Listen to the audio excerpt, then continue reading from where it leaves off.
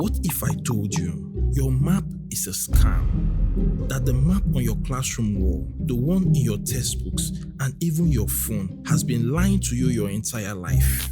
You've been tricked into believing that Europe is massive, that Greenland is nearly the size of Africa, that Alaska is bigger than Mexico. None of it is true. And no, this isn't some random mistakes. It's a distortion that shaped how the world sees itself and has been messing with your mind and with history for nearly 400 years. Let me show you.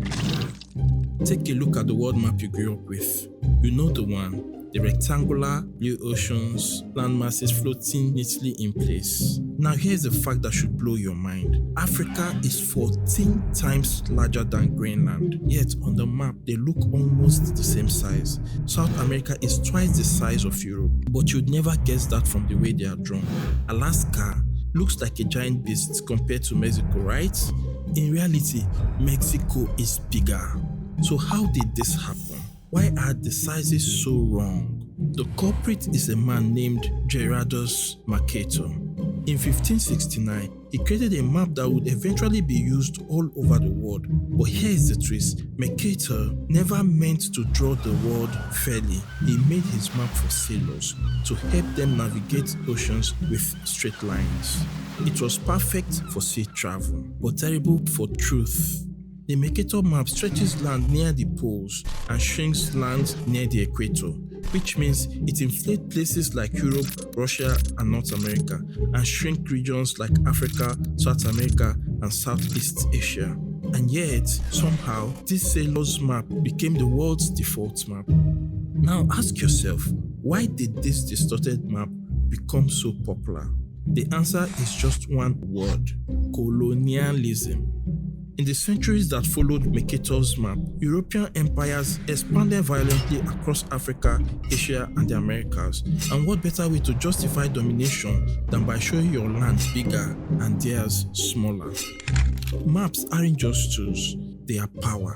When you enlarge your land, you enlarge your presence. When you shrink others, you erase them from influence, from prestige, even from memory. That's why this wasn't just a cartographic mistake. It was a reflection of global hierarchy, one that still lingers. You might think, okay, that was centuries ago. What's the big deal now? But here's the thing. That same distorted map is still everywhere. In your classrooms, in your boardrooms, on global news, even in Google Maps. And it's not harmless. Studies show that people subconsciously associate size with importance. When Africa is drawn smaller, people see it as less significant, less powerful, less worth visiting, investing in, or respecting. This affects aid, trade, education, and media coverage. It affects how we see the world and how the world sees Africa, Latin America, and the global south. When maps shrink your space, they shrink your voice. Thankfully, not everyone is okay with this. In recent years, activists, geographers, and educators have pushed back, calling for fairer representation of the world. One solution: the equal Earth projection. Unlike the Mercator map, the equal Earth projection shows countries more accurately by size, especially in the tropics where most people actually live. It may look unfamiliar. Africa looks enormous. Greenland is tiny. Europe no longer dominates the canvas. But guess what? That's what the world actually looks like. Institutions like NASA and the World Bank are already using it. Some schools are switching too. And it's not just about geography. It's about dignity, visibility, truth. This isn't just a cartographer's debate, it's a cultural correction. The map we see shape how we value people. They define what we think is big or small, powerful or weak, important or ignorable. When we restore the true size of Africa, we restore the presence of over 1 billion people. We challenge centuries of erasure. We reclaim a more honest view of our planet.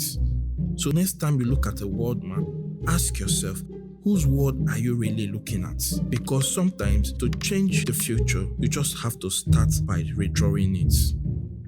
If this shocked you, share it, talk about it, challenge your schools, your apps, your textbooks, because maps aren't just about where things are, they are about how we see each other, and it's about time the world map finally told the truth.